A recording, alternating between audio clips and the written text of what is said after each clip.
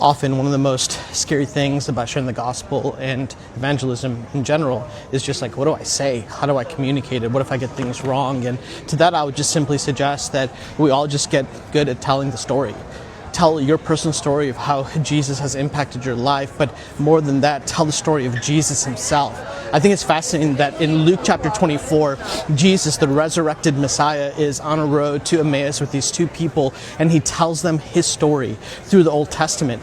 And at the very end, there's this fascinating detail that the two say, "Did not our hearts burn alive?" And what's fascinating is the point that their hearts, when it burns alive, it's not when Jesus sits with them at the table. It's not when he reclines. It's not when he breaks the bread.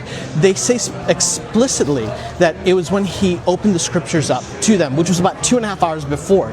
I think this is what, like, this is the resurrected Messiah. He could have done anything.